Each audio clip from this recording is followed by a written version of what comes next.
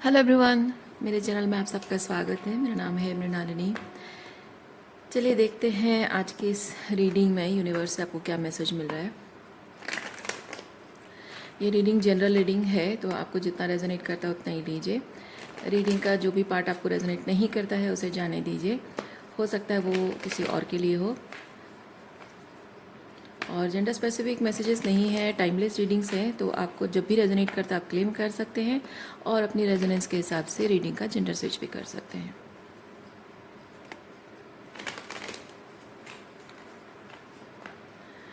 Okay,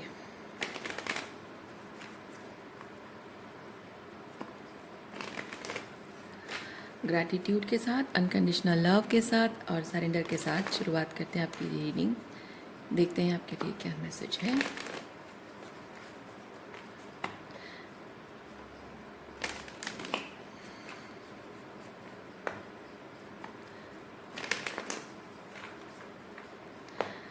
आपको पता है, मैं ये जब रीडिंग करती हूँ, मैं अनकंडीशनल लव क्यों कहती हूँ? क्योंकि जब भी हम रीडिंग देखते हैं, रीडिंग में कुछ ना कुछ टॉक्सिक सिचुएशन के बारे में बात तो होगी ही। तो उस वक्त आप हेट्रेड की एनर्जी में ना रहें, रिजेंटमेंट ना रखें। और अनकंडीशनल लव का मतलब है कि हमेशा लव एनर्जी के बारे में सोचें। ठीक है, अब ज़रूरी नहीं है कि सामने वाले को वो आपके साथ इतना गलत कर रहा है फिर भी आप उसे लव दिखा पा रहे हो, नहीं दिखा पा रहे हो, वो नहीं है। बात यह है कि आप लव एनर्जी में रह पा रहे हो या नहीं। आप अपने अंदर, अपने हार्ट फील्ड में, अपने हार्ट चक्र में वो लव एनर्जी जो परमात्मा का प्यार है ना, उस एनर्जी में आप रह पा रहे हो या नहीं, वो ज़रूरी है। और दूसरा सरेंडर। सरेंडर का क्यों कहती हूँ? क्योंकि रीडिंग्स में जिस तरह की भी एनर्जी आती है, कभी कभी कुछ आपकी गलतियाँ पॉइंट आउट होती हैं, कभी कभी कुछ सामने वाले की गलतियाँ पॉइंट आउट होती हैं, कभी कभी कुछ रिजल्ट्स को लेकर भी आपको सरेंडर करना होता है। ठीक है, तो वो ईगो सरेंडर करना होता है, अटैचमेंट सरेंडर करना होता है। और जहाँ मैं ग्रैटिट्यूड कहती हूँ, ग्रैटिट्यूड इसलिए कहती हूँ क्योंकि हमको कुछ बातें हैं जो पता नहीं है, और टैरो के माध्यम से ईश्वर हमें वो सारी चीज़ें बता रहे हैं। तो ये सारी चीज़ें जो हमें बताई जाती है, आप यकीन मानिए, हम जब तक रेडी नहीं होते हैं ना, तो ये मैसेज हम तक नहीं पहुंचता है।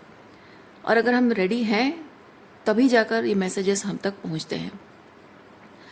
तो कभी कभी आप सुनने के लिए रेडी हो, फिर भी आप उस चीज़ को लेकर ट्रिगर हो रहे हो, मतलब है कि आप जानने के लिए तैयार हो कि आप अभी भी ट्रिगर हो रहे हो, स्टिल हीलिंग होना है। और कभी कभी आपको सवालों के जवाब मिलने का टाइम आ गया होता है, क्योंकि आप ट्रिगर्स को आप उस पर काम कर चुके हो, रिलीज़ कर चुके हो और हीलिंग कर चुके हो। तो कुछ सवालों के जवाब आपको पाना सही टाइम आ चुका है। क्योंकि कुछ सवालों के जवाब होते हैं जिसमें बहुत सारा रिजेंटमेंट भरा होता है और हम रिएक्ट करने को तरस रहे होते हैं। लेकिन यूनिवर्स अगर आपको ये जताना चाहता है कि नो, ये सवालों के जवाब तुम्हारा जानना ज़रूरी नहीं है, क्योंकि तुम रिएक्ट करना चाहती हो या फिर उसको लेकर कुछ एक निष्कर्ष पर पहुंचना चाहते हो। जानना ज़रूरी है तब जब तुम्हें सिर्फ बता देना ज़रूरी है, उसको लेकर तुम पीस क्रिएट कर चुके हो, तब वो राइट टाइम है। सो जब भी जिस भी तरह से जो भी मैसेज आता है, कुछ ना कुछ आपके फ़ायदे के लिए होता है। इसलिए मैं रीडिंग्स में कहती हूँ ग्रैटिट्यूड की एनर्जी में रहना ज़रूरी है। तो इवन इफ आपको उस मैसेज से ट्रिगर हो रहा है, दुख हो रहा है या किसी तरह का कुछ भी फीलिंग आता है, आप हमेशा कोशिश कीजिए ग्रैटिट्यूड की एनर्जी में रहने की।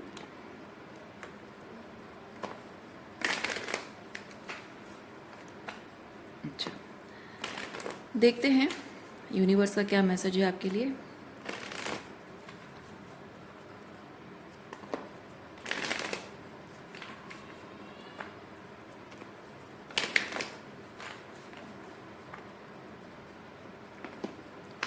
ओवरऑल एनर्जी है, वाह, नाइट ऑफ वांड्स।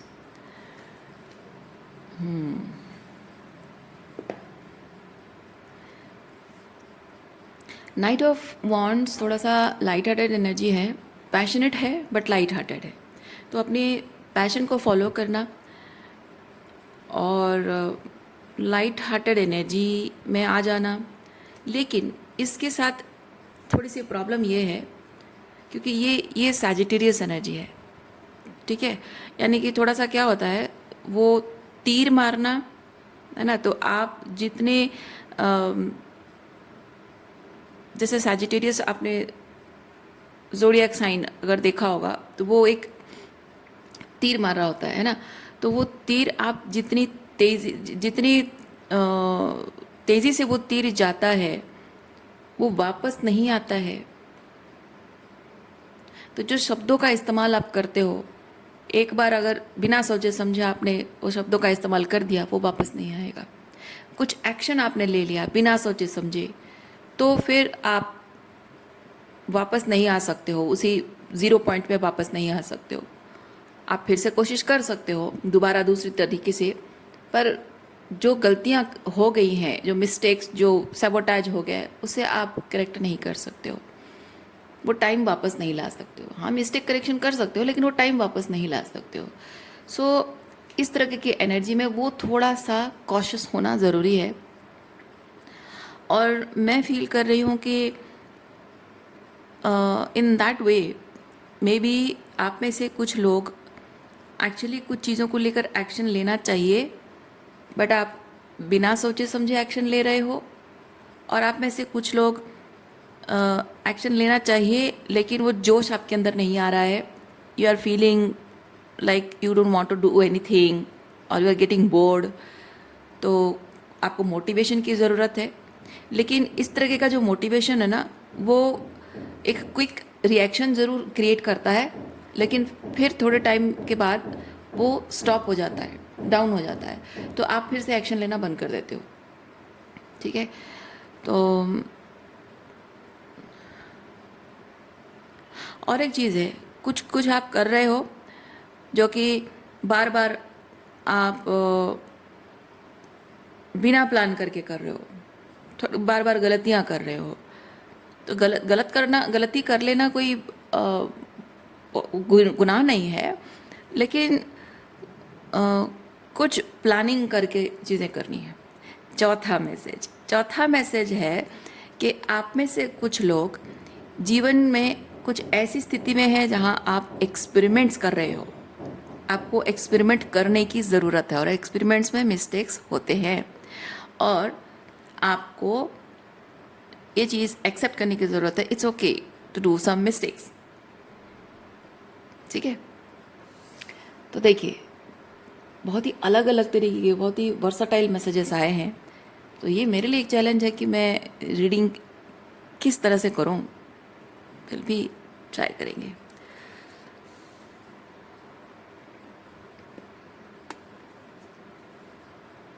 अच्छा, आप में से कुछ लोग हैं जो कि वेट कर रहे हैं कि सब कुछ सही हो जाए, क्योंकि कुछ ऐसा है जो आप करना चाहते हो, लेकिन वो परफेक्ट तरीके से सिचुएशन रेडी नहीं है। और आप वेट कर रहे हो कि वो परफेक्ट सिचुएशन जब हो जाएगा, अलाइन हो जाएगा, तब मैं वो चीज़ें करूँगी या करूँगा।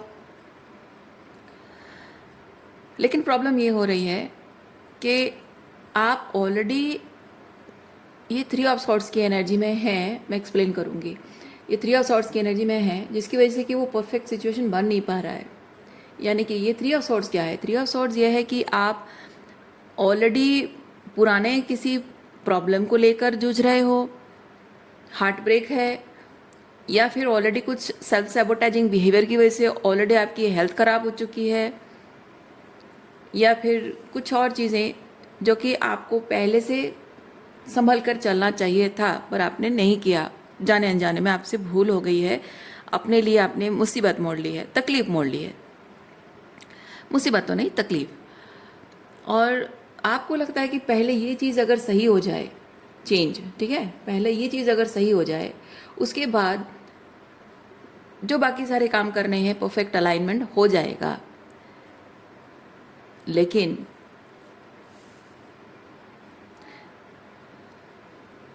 जब भी इस चीज़ को आप, ये थ्री ऑफ सॉर्ड्स को आप हील करने लगते हो जो ये तकलीफ़ है इसको आप जब हील करने लगते हो, तो हीलिंग करते टाइम ये चीज़ होता है कि ये जो चीज़ें आपको सही करनी है, ये जो आपको लगता है कि हाँ परफेक्ट तरीके से होगा तभी मैं इस चीज़ पर काम करूँगी या करूँगा, तो ये जो चीज़ यहाँ पे what is that right word, महसूस होता है कि इसके लिए कुछ एफर्ट्स की ज़रूरत है। सो आप फोकस कर रहे हो इस चीज़ को, ये पहले ठीक कर लूँ, हार्ट ब्रेक पहले ठीक कर लूँ, बाद में चीज़ें ठीक करूँगा कुछ और वो जो कुछ और है वो ये 6 ऑफ कप्स, जो कि उसकी डिमांड है, रिक्वायरमेंट है कि वो ज़्यादा अटेंशन नीड कर रहा है। ठीक है, तो आप अब सोच में पड़ जाते हो कि मैं ये ठीक करूँ या ये ठीक करूँ।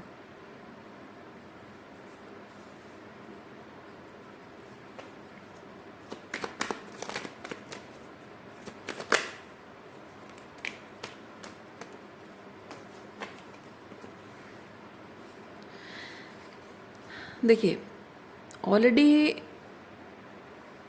ये सारे कॉम्प्लिकेटेड हो चुका है चीज़ें, आपके पास्ट को लेकर, अभी जो चीज़ें करनी है उसको लेकर, दोनों चीज़ों को लेकर बहुत ही केओस एंड कॉन्फ्लिक्ट हो चुका है।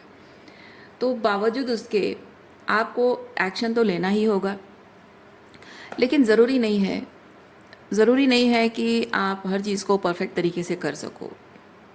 परफेक्टली अलाइंड तभी होता है जब आप अपने आत्मा की बात, अपने अंतर्मन की बात जब आप सुनते हो कि नहीं मुझे अभी इस चीज़ पर काम करना चाहिए, यही सही होगा, तो वही चीज़ आपको करना चाहिए। आप अपने रूल बुक जो आपने बना रखे हैं उन रूल बुक्स के हिसाब से you want to see things as perfect as you are trained to see as perfect, isn't it? या पर वो सही तरीका शायद आपके लिए ना हो, शायद वो आपके लिए कारगर ना हो, मतलब एप्लीकेबल ना हो, शायद आपके लिए वो वर्कआउट ना करे। तो आपका अंतर्मन जो कहता है कि मुझे ये चीज़ करना है, अभी ज़रूरी हो गया है, नेसेसिटी है, अभी ये प्रायोरिटी है, सो जस्ट डू इट। ये मत सोचिए कि क्या चीज़ होना चाहिए और क्या नहीं होना चाहिए, क्योंकि आपको ये जो एक अंदर से ये जो केओस एंड कॉन्फ्लिक्ट आप फील कर रहे हो ना, उसमें स्थिरता आना, ग्राउंडेड होना, ये तभी हो पाएगा जब आप जिस वक्त जो आपको फील होता है, जिस वक्त जो करना सही लग रहा है, फील हो रहा है आपको, उसको बस करते जाना है और अपने आप धीरे धीरे सब कुछ ठीक होने लग जाएगा।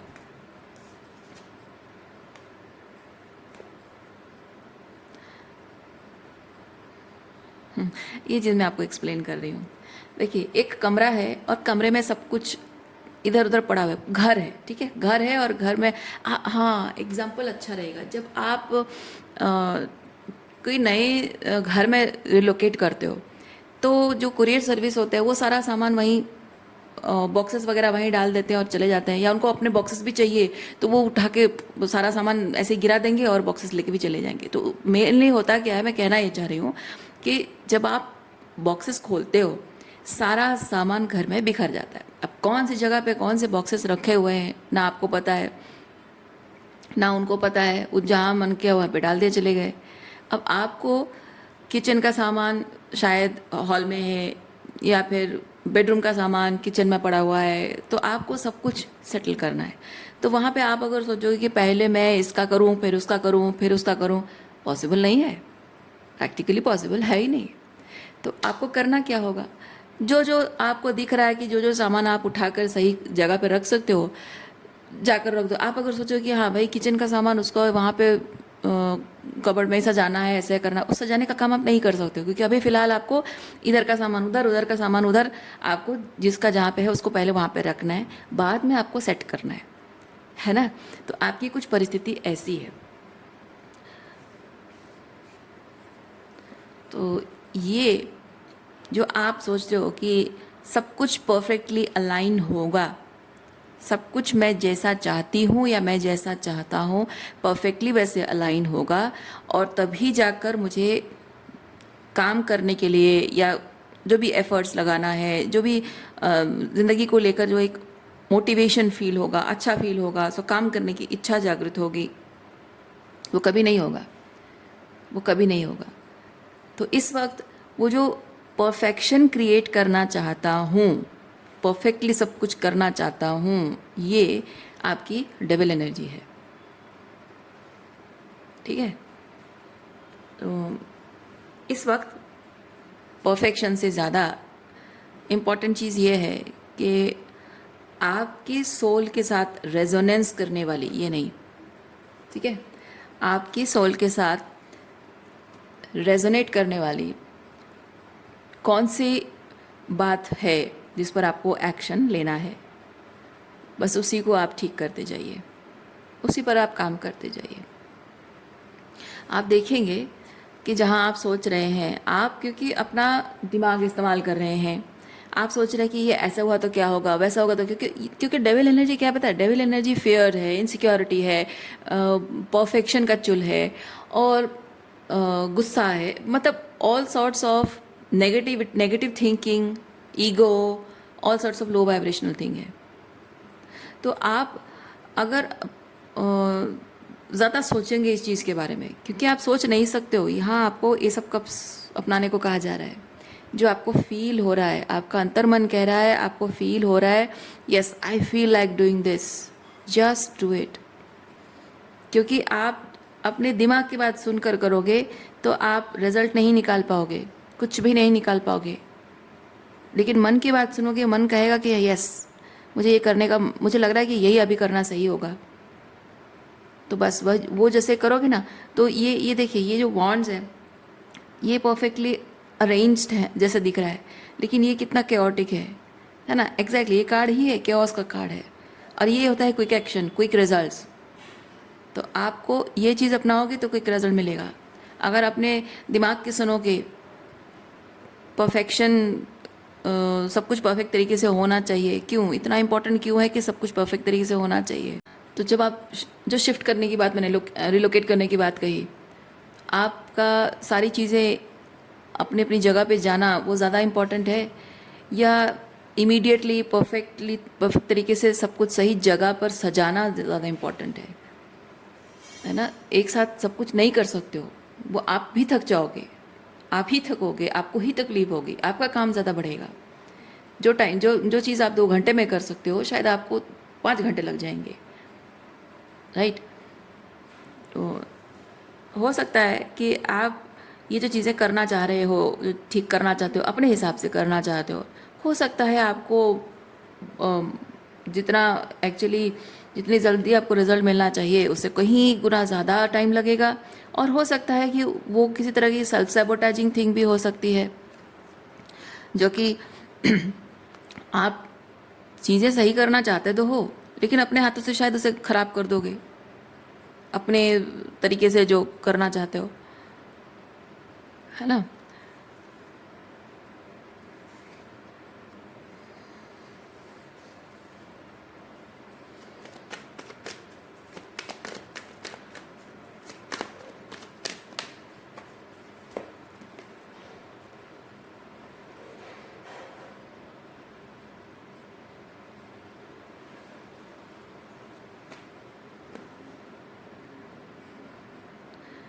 Think should be like this और दैट, ये बस ये एनर्जी है। तुम्हें ऐसा करना चाहिए, वैसा करना चाहिए, ऐसा नहीं करोगे तो ऐसा होगा, वैसा करोगे तो ऐसा होगा। वो जो रिलीजियस बातें लोग करते हैं ना, जो ट्रेडिशन बना दिए जाते हैं, अब वो ट्रेडिशंस हमारे हाईएस्ट रूट को सर्व करता है नहीं करता है, हम बिना देखे आंखें बंद करके उन रिलीजियसली उसको फॉलो करते रहते हैं, उन ट्रेडिशंस को। ये वैसी एनर्जी है। पर ये है कि कुछ एक चीज़ को लेकर अच्छा फील हो रहा है, I am feeling curious about it, I am feeling good about it, और मेरा मन कर रहा है कि मैं इस चीज़ के बारे में और जानूं और उसे महसूस करूं। तो यूजिंग दैट फीलिंग आपको कुछ करने के लिए डायरेक्शन मिल रहा है, ये वो चीज़ है।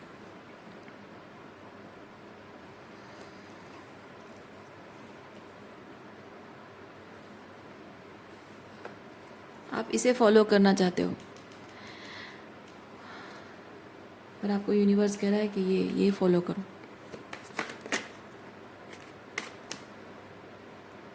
जस्टिस कार्ड है, जस्टिस कार्ड है, देखा।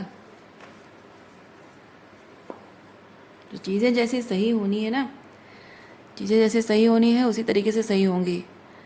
आप नहीं जानते हो कि किस तरह से चीज़ें सही होना चाहिए।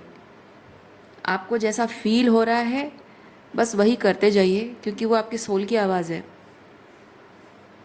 और ये जो बातें आप सोचते हो कि नहीं ये स्टेप बाय स्टेप ऐसे होने चाहिए, ये ऐसे this should look like this और दैट, ये आपको समाज ने सिखाया है, दुनिया भर के लोगों ने सिखाया है, समाज ने सिखाया है, समाज में बनाए गए नियमों ने सिखाया है।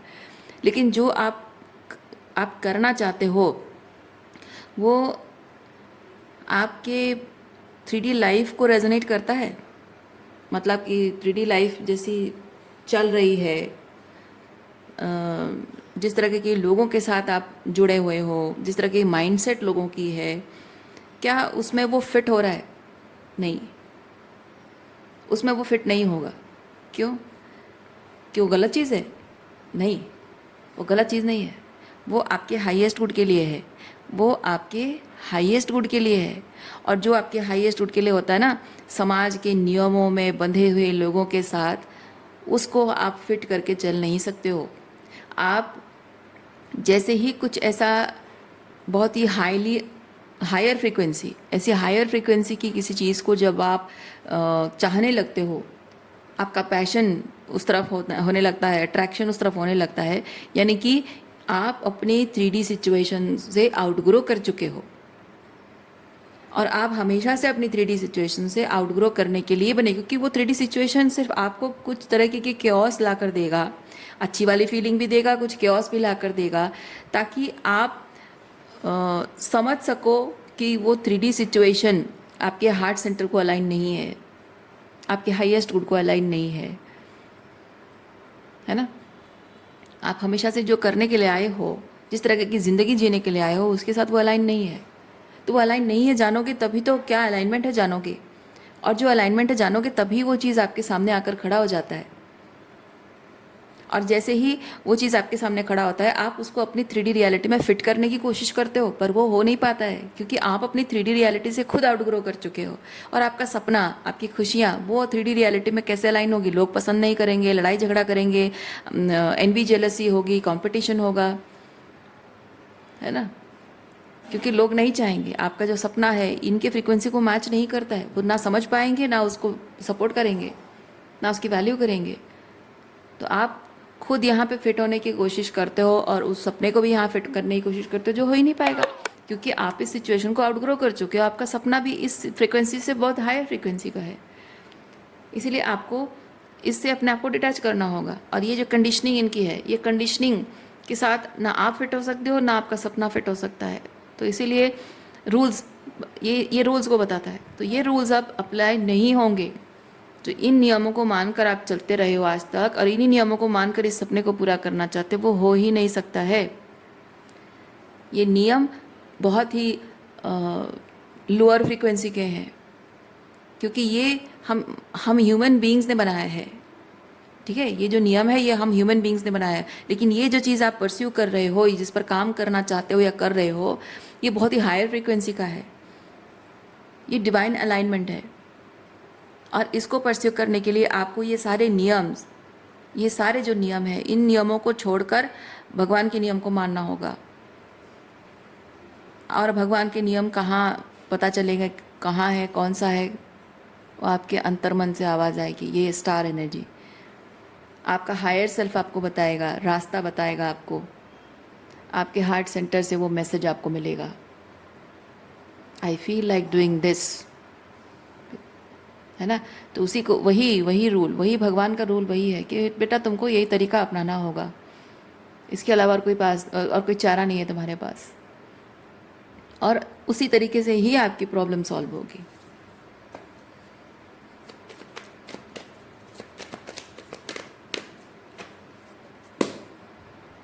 जैसे हम ज़िंदगी में, जैसे हम छोटे बच्चे जो होते हैं, स्कूल में पढ़ रहे हैं, या फिर टॉडलर है, या किड है, या फिर टीनेजर जो भी हैं, हम कुछ भी अगर करते हैं थोड़ा सा मेसी कर देते हैं, चीज़ों को गड़बड़ा देते हैं, तो हम क्या करते हैं, उस चीज़ को और ठीक नहीं किया जा सकता है। जिस तरह से हमने सीखा है, हमने जाना है, अपने दिमाग इस्तेमाल कर रहे हैं, सही तरीके से करने की कोशिश कर रहे हैं, तो हम नहीं कर पा रहे हैं। हाँ, ठीक है, हमको मान लीजिए कि आपके किसी दोस्त ने आपको सिखाया, आपने किसी तरह से कहीं पढ़ा और कुछ कर रहे हैं, आप एक्सपेरिमेंट कर रहे हैं और वो एकदम से ऐसा बिगड़ गया है, तो क्या करते हो आप? सीधे अपने पापा के पास या मम्मी के पास भाग के जाते हो, है ना। किचन का कुछ है तो मम्मी के पास जाते हो, कुछ और टूल्स वगैरह है या क्या है तो पापा के पास, जनरली बोल रही हूँ, तो पापा के पास जाते हो कि पापा ये गड़बड़ हो गया, अब इसका क्या करें। सरेंडर कर देते हो, अब अपना दिमाग इस्तेमाल नहीं करते हो। वैसे ही ये सिचुएशन वैसी है आपकी लाइफ में। अब तक जो भी होता रहा है बहुत ही मैसी, बहुत ही क्योटिक, बहुत ही क्लमजी सब कुछ हो चुका है। अब ये सब चीज़ें आप ठीक नहीं कर पाओगे। और ये जो बहुत कुछ क्लमजी हुआ है ना, ये आपने नहीं किया है, ये भी ईश्वर की चाल है, ये भी ईश्वर का अपना तरीका है आपको केओस से बाहर निकालने का। क्योंकि हमारी जो 3D रियलिटी जो बहुत ही टॉक्सिक होती है, इस तरह की केओटिक एंड टॉक्सिक होती है, उसमें हम बहुत ही ईगो ड्रिवन तरीके से हम वहाँ पे अपने आप को सेटल कर लेते हैं, कंफर्ट जोन बना लेते हैं। वहाँ उसी सिचुएशन को लेकर बहुत सारा वैलिडेशन और ईगो बूस्ट इस तरह से हम जुड़ जाते हैं। तो जानबूझकर उसको भगवान इतना क्लमजी कर देते हैं ताकि हम हाथ खड़े कर लें, सरेंडर कर लें कि भगवान अब तुम ही संभाल लो, तुम जैसा कहोगे मैं वैसा करूँगी। रीज़न ये होता है कि हमारा अहंकार जिस सिचुएशन से, जिन लोगों से जुड़ा होता है ना, वो लोग ही हमारे लिए सबसे ज़्यादा खतरनाक होते हैं। यस। और हम अपने अहंकार को जब तक छोड़ेंगे नहीं, पूरी तरह से हमारे ईगो को ख़त्म करके हमें हम्बल बनाते हैं ईश्वर। क्योंकि ईश्वर को ही पता है कि हमारा अहंकार जिस सिचुएशन को लेकर जुड़ा हुआ है वही हमारे लिए सबसे ज़्यादा खतरनाक चीज़ है, हमारे जीवन की सबसे बड़ी कमज़ोरी है। और हमें अपनी पावर क्लेम करने के लिए, अपने हाईएस्ट गुड के साथ अलाइन होने के लिए, अपने सपनों को पूरा करने के लिए अपना ईगोइक अटैचमेंट छोड़ना होता है। इसीलिए भगवान ऐसी स्थिति क्लमजी कर देते हैं, ऐसी मैसी और केओटिक एंड क्लमजी कर देंगे कि आपको मजबूर होकर सरेंडर करना पड़ता है। और वहाँ इंसान अपना ईगो छोड़कर हम्बल हो जाता है। और हम्बल होने के बाद अपने आप, फिर जब आप सरेंडर कर चुके हो तो अपने आप जो तरीका आपको करना आप ही को है, आप बैठा बैठाए कुछ नहीं मिलेगा, करना आपको है। लेकिन हम्बल होने के बाद आप ईश्वर की इच्छा को समर्पित हो जाते हो, जो ईश्वर संकेत देंगे मैं वही चीज़ करूँगी। उसके बाद आप वही चीज़ करते जाते हो जो ईश्वर कह रहा है। और देखना कि धीरे धीरे ऐसा होता है कि जहाँ जहाँ आपको डाउट्स थे, केओटिक, ठीक है, केओटिक थी सिचुएशन, क्या केओस था, क्या कन्फ्यूजन था, क्या मैस था, वो पता चलेगा। हार्ट ब्रेक क्यों था, कुछ बातों की सच्चाई हमें नहीं पता होती है, वो बातों की क्लैरिटी मिलती है। ठीक है, कुछ कम्युनिकेशन में इश्यूज थे, लोग जानबूझकर अपनी बातें होल्ड करके रखते हैं, सच को होल्ड करके रखते हैं, वो बातें हमारे सामने आ जाती हैं। ठीक है, बहुत कुछ बातें जो कि लोगों से हमें मिलता, एक्सटर्नल लेवल पे हमको मिलता, हम अकेले उसको सॉल्व नहीं कर पाते हैं और हम थक हार जाते हैं। और जैसे ही वो हम ईश्वर को सरेंडर कर देते हैं, और सरेंडर मतलब सिर्फ कह देना कि हाँ मैंने सरेंडर कर दिया, आप तुम ठीक करो, वो एक दो दिन में नहीं होता है। वो सरेंडर धीरे धीरे एनर्जी चेंज होता दिखता है। जब एनर्जी चेंज होता है तो टेस्ट्स होते हैं कि कितना एनर्जी चेंज हुआ। तो जितनी एनर्जी चेंज हुई होती है, आपको उतने ही लेवल पे आप रिसीव करने को तैयार हो, वही चीज़ आपको दिया जाता है। तो जितना ज़्यादा आप हीलिंग करते जाओगे, इनर वर्क, शैडो वर्क करते जाओगे, उतना ही आप सरेंडर आपका बढ़ता जाएगा, उतने ही आप डिटैचमेंट में आते जाओगे। जितना ज़्यादा डिटैचमेंट आओगे, उतने ही chaotic and heartbreaking and toxic चीज़ें जो आपसे छुपाई गई थी, आपके पीठ पीछे की गई थी, वो सब चीज़ें सामने आती हैं। क्योंकि ये सिर्फ आपकी जानकारी के लिए आपको बताया जाता है, रिएक्ट करने के लिए नहीं बताया जाता है। क्योंकि आप खुद ही खुद को क्लोजर दे सको, आपको क्लोजर के लिए दूसरों की ज़रूरत ना पड़े, ताकि आप, क्योंकि आप अगर किसी भी चीज़ के निष्कर्ष पर पहुंचने के लिए दूसरों पर निर्भर हो तो आप उनके कंट्रोल में हो, है ना। ज़िंदगी जीने के लिए, कोई भी निर्णय लेने के लिए, कहीं भी जाने के लिए, मतलब एक एनर्जेटिक मूवमेंट हो या फिर फिजिकली मूव करना, रिलोकेट करना, जो भी हो, जीवन में किसी तरह की कोई भी निर्णय लोगे, एक्शंस लोगे, वो सब कुछ आपका अपना होना चाहिए, किसी और की वजह से नहीं होनी चाहिए, किसी और पे निर्भर होकर नहीं होना चाहिए। ओके, इसीलिए ईश्वर आपको इस तरह से तैयार करते हैं कि आप ज़रूरत पड़ने पर अकेले भी चल सको।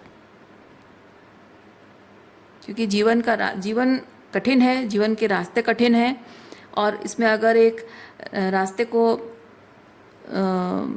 आसान तो नहीं कहूँगी, बट मुश्किलों को झेल कर चल पाने वाले एनर्जी अलाइन करना आपका अपने लिए कर्तव्य है। क्योंकि हम हमेशा उम्मीद करते हैं कि हमें कोई ऐसा साथी मिल जाए जो कठिन रास्ते आसान लगें, पर यह हमेशा संभव नहीं होता है। और अगर संभव हो भी गया तो जीवन का कोई भरोसा नहीं है। कुछ लोग आते हैं ऐसे दिखते हैं कि वो बहुत अच्छे हैं, हमें लगता है कि अब ज़िंदगी के रास्ते आसान हो जाएंगे, पर वो हमारी ज़िंदगी में और कठिनाइयाँ भर के चले जाते हैं। और कभी कभी अच्छे लोग आते हैं, जेन्युइनली अच्छे लोग आते हैं, लेकिन हो सकता है उनके साथ हमारे जीवन का जो सफ़र है, जो यात्रा है, वो हमारा जितना लंबा उनका ना हो। क्या पता कभी उनको अलग रास्ते पे जाना पड़े, मजबूर हो जाए, या फिर शायद उनकी डेथ हो जाए, तब क्या करेंगे। तो हर तरह से जब आपकी सोल हीलिंग करने के लिए रेडी है, तो हर तरह से भगवान रास्ता बना लेते हैं, माध्यम जोड़ देते हैं, पर उसे एक्सेप्ट करना हमारी जिम्मेदारी होती है। क्योंकि जो भी करना है, करना तो हमें ही है। बस हमको जो भी करना है, क्या करना है, कैसे करना है, वो हम अपने हायर सोल के साथ अलाइन होकर वो हम रिसीव कर पाते हैं, इन्फॉर्मेशन रिसीव कर पाते हैं। करना, एक्शन लेना हमें है। ठीक है, कभी कभी वो एक्शंस लेना होता है, लेकिन हम उसके लिए तैयार नहीं होते हैं, तैयारी की ज़रूरत होती है।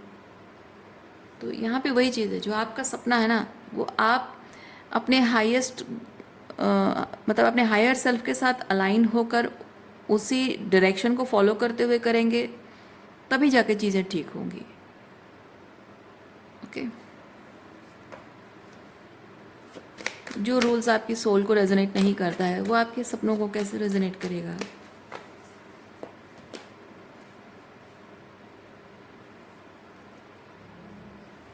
रास्ता थोड़ा सा अनसर्टन है ये अनसर्टनिटी को बताता है। अंधकार है ये, अंधेरा रात है ये, ठीक है, मून एनर्जी है। सो आपका रास्ता थोड़ा सा अनसर्टन है, भले ही अनसर्टन है, लेकिन आपको दिन के उजाले की उतनी ज़रूरत नहीं है। ये चांद की रोशनी में आप कैसे समझते हो मुझे नहीं पता, पर मैं आपको बता रही हूँ, जितना मुझे शब्द मिल रहे हैं, मैं वैसे बता रही हूँ आपको। ये चांद की जो चांदनी है ना, जो रोशनी है, उतना काफ़ी है आपकी गाड़ी चलने के लिए, रास्ता दिखने के लिए। ठीक है, अभी वो सूरज की रोशनी में, दिन के उस उजाले में आपकी गाड़ी चलने के लिए तैयार नहीं है। क्यों? क्योंकि still there are some people in your life. ये कब होता है मैं बता रही हूँ। ये तब होता है जब आपको चांद की चांदनी से ही रास्ता दिखे और उसी में आपकी गाड़ी चलती रहेगी, हो जाएगा, काम चल जाएगा। ऐसी स्थिति तब आती है जब आपके आसपास ऐसे क्योटिक लोग होते हैं, कंपटीशन, एनवी, जेलसी, आपको मैनिपुलेट करने के लिए, गैस लाइट करने के लिए, और आपका दिल तोड़ना, ये हार्ट ब्रेक उन्होंने किया है, आपके साथ टॉक्सिक बिहेव करते हैं, डिसरेस्पेक्टफुल बिहेव करते हैं। तो इस तरह के जो टॉक्सिक लोग आपके आसपास में है ना, ये घेर रखा है आपको, देखिए ट्रायंगल की तरह आपको घेर रखा है तो ये इस तरह के जो टॉक्सिक लोग आपके आसपास हैं, इनको अगर दिन के उजाले में आप क्या कर रहे हो दिख जाएगा, तो ये आपके उन सपनों को बर्बाद करने में, आपके इरादों में, आपको मैनिपुलेट करने में, चीज़ों को गड़बड़ाने में देर नहीं लगाएंगे, है ना। इसलिए अभी फ़िलहाल आपको ये चांद की रोशनी आपको दी जा रही है, और आपको कहा जा रहा है कि रात को सफ़र करो। कभी कभी होता है ना कि जब आपने देखा हुआ कोई पुराने ज़माने की वो जो राजाओं की जो कहानियाँ होती हैं, उनमें कैसे बोलते हैं, जब कोई दुश्मन का खतरा होता है, जान का खतरा होता है, तो कहते हैं दिन के उजाले में मत जाना, रात के अंधेरे में जाना। एग्जैक्टली अभी फ़िलहाल रात के अंधेरे में चलो, दिन के उजाले में आने का समय नहीं आया है।